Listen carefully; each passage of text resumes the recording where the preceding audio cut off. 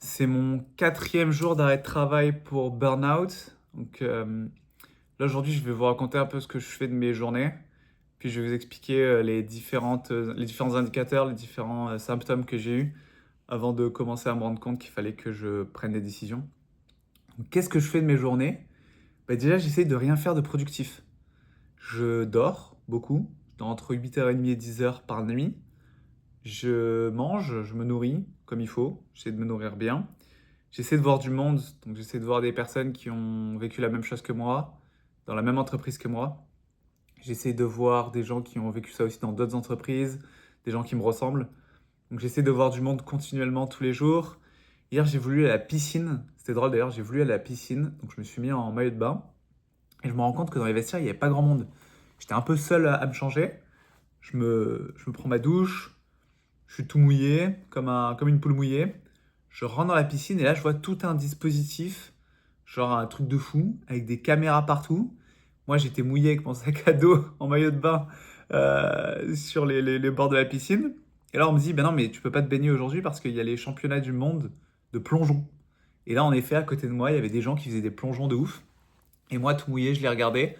Puis, bah, je suis rentré au vestiaire, je me suis changé, je suis rentré chez moi. C'était drôle. J'espère que ça vous a fait rire aussi. Mais globalement, j'essaie de faire rien de productif et ça, c'est le plus important. J'essaie de ne pas me mettre d'objectif. Je fais ce que je ressens au moment où je le ressens. Donc, par exemple, là, j'avais envie de faire une vidéo YouTube. J'avais envie de me filmer pour raconter ce que je fais. Je vais essayer de faire comme une forme de journaling de mes sensations, de ce que je ressens, de ce que je fais, pour que d'autres personnes qui vivent la même chose puissent se référer à ça si jamais ils se sentent pas bien. Hier, j'ai joué au foot en étant entre mecs et je voulais aussi parler de ce que je vis, de mon burn-out, de mes larmes. Et c'était cool. C'était cool de pouvoir en parler aussi à ces gens-là qui m'ont tous compris et qui vivent de l'anxiété dans leur vie aussi. Et c'est là que je remarque qu'on n'en parle pas quand on se voit avec ces gens-là, ou même globalement, à part avec ses meilleurs amis, on ne parle pas vraiment d'anxiété. Et là, j'ai mis le sujet sur la table et j'ai appris des choses sur ces gens-là, sur comment ils vivent l'anxiété, leur niveau d'anxiété. Donc ça, c'était intéressant. Puis tous les soirs, je dîne avec mes voisins. Ça, c'est super cool aussi. Ça me permet de penser à autre chose. Ce qui est bizarre, par contre, c'est que tous les jours, je veux pleurer, ou tous les jours même, je pleure, pour des raisons vraiment. Il y a aucune raison. En plus, je joue au foot, donc. Sur le terrain, je commençais à avoir comme de l'anxiété qui remontait au niveau du torse. Et après, quand je suis rentré du foot en marchant, j'ai juste pleuré, donc j'ai appelé un pote pour pouvoir penser à autre chose. Ça, c'était super bien qu'il puisse me répondre. Pareil à la salle de sport le jour d'avant. Je me suis mis à pleurer dans la salle pour aucune raison. J'ai aussi un mal de tête tous les soirs. Et un sentiment de vide qui revient, un sentiment de tristesse qui revient assez régulièrement. Au réveil ce matin, par exemple, j'avais un peu ce sentiment de tristesse où je suis allé jouer à Fortnite pour me faire penser à autre chose. Euh, je voulais parler des symptômes, quels sont. J'en ai déjà un peu parlé de la dernière vidéo, mais je vais quand même en reparler ici. Les différents indicateurs qui ont fait que j'ai commencé à m'inquiéter. Alors déjà, premièrement, je suis devenu manager il y a un an, un peu plus d'un an. Et je crois que j'aime pas les responsabilités. Genre, ça me stresse vraiment parce que je veux performer, je veux être vraiment bien. Donc j'ai eu de l'anxiété qui arrivait tous les jours. Mais je me rendais pas compte que c'était de l'anxiété qu'il a tous les jours. Et j'étais juste pas très bien, mais je savais pas trop pourquoi. Donc ça, c'était un symptôme. Un deuxième symptôme, c'est que je commençais à dormir de plus en plus. Et surtout, après chaque nuit de sommeil, j'étais pas reposé. Donc ce qui arrivait le matin, c'est que je dormais 9 heures et je restais dans le lit, surtout le week-end où je pouvais rester dans le lit, pour dormir encore plus. J'avais aucune motivation de me lever du lit. Et en semaine, les semaines de travail, j'ai commencé à faire toute une routine pour pouvoir me sentir bien avant de pouvoir travailler. Donc c'est un peu comme si tout commençait à tourner autour du travail. Donc je me réveillais une heure avant, enfin je mettais le réveil une heure avant parce que je savais que je voulais rester dans le lit un peu plus parce que j'avais la flemme de sortir du lit. Donc je m'étais réveillé bien bien avant, je mettais snooze tout le temps pour rester dans le lit et rester dormir. Et ensuite, je prenais un bain avant d'aller travailler pour me calmer. Et je prenais aussi un bain après avoir travaillé pour me calmer de ma journée de travail.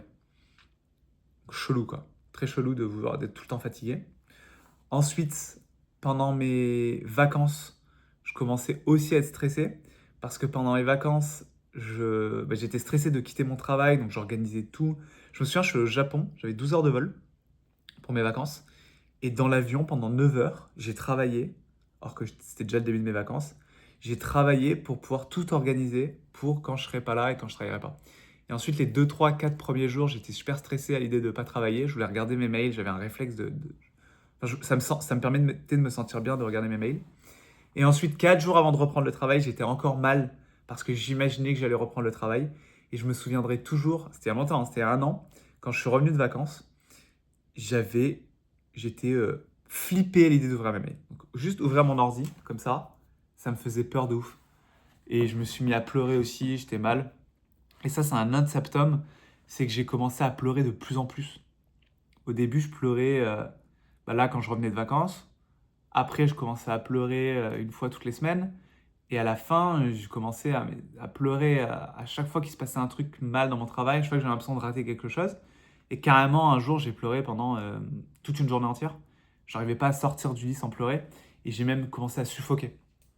Donc ça, c'est un autre symptôme que j'ai eu. Et, et je crois que c'est tout. C'est tous les symptômes que j'ai eus. Euh, je prends aucune note, hein. Vraiment, je prends le téléphone, je l'allume, je mets une petite lumière sur ma tête et c'est tout. Donc je prépare rien. C'est pour ça que j'ai peut-être oublié des choses. J'avais mal à la tête. Ah oui, j'avais mal à la tête, j'avais des symptômes physiques. J'avais mal à la tête, donc mal derrière la tête. Je crois qu'on appelle ça les céphalées, il me semble, je sais pas. Donc j'ai commencé à avoir des douleurs à la tête et même les Doliprane ne faisaient rien. Et en plus de ça, il y a 4 mois, j'ai commencé à avoir mal au dos, au lombaire. Et la douleur n'est jamais vraiment partie. Alors elle s'est atténuée parce que j'ai fait du physio, de la kinésithérapie. Ça m'a aidé.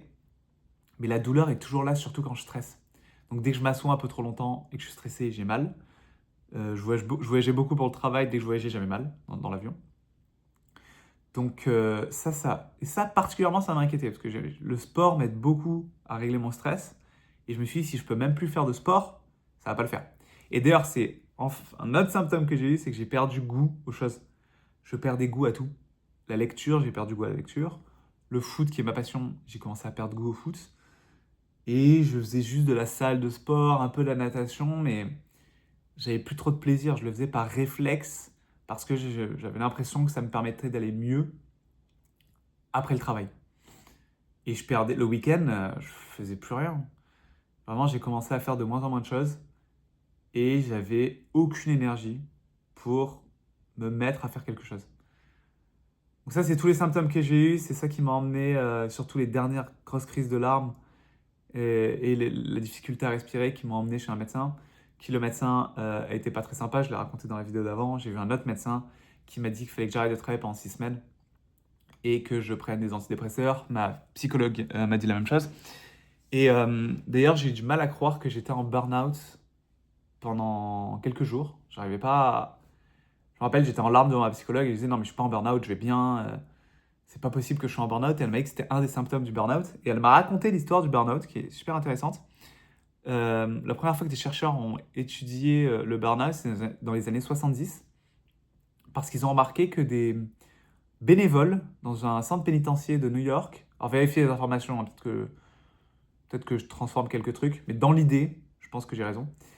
Donc dans les années 70, ces bénévoles dans un centre pénitentiaire à New York ont commencé à travailler et à travailler de plus en plus. Et ils étaient de plus en plus mal. Et ce qu'ils faisaient, c'est qu'ils travaillaient encore plus pour pouvoir avoir l'impression de se sentir bien, jusqu'au moment où ils se sentaient extrêmement mal. Mais ils ne démissionnaient pas, alors qu'ils étaient bénévoles, hein, ils n'avaient aucun argent à gagner.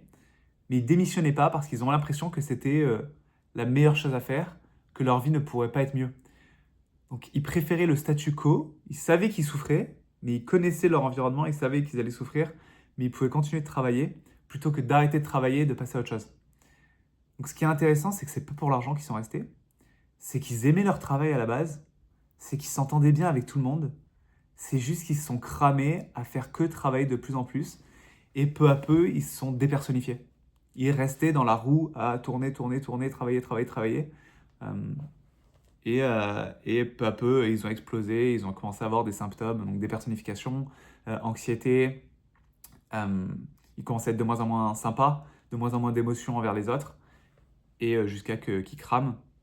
Et le pire, c'est que apparemment chacun restait dans son travail en tant que bénévole parce qu'il se disait l'autre reste, donc je dois rester. Donc c'est comme un cercle vicieux où chacun entretient l'anxiété de l'autre. Et c'est un peu ce que j'ai vécu au travail aussi. J'ai l'impression qu'il y a plein de gens qui sont mal, mais les gens restent. Les gens restent parce que l'autre reste. Tout le monde se plaint, tout le monde est mal, mais on reste tous parce que l'autre reste. Et on s'entretient tous dans notre mal-être. Donc voilà. J'espère que des personnes qui sont comme moi ou qui ont été comme moi pourront trouver cette vidéo et pourront se reconnaître et se sentir moins seuls. Je fais aucun montage, j'ai pas envie de me mettre la pression. Je, J'appuie sur je filme et ensuite j'arrête de filmer, je mets ça sur YouTube et Inch'Allah. Bye!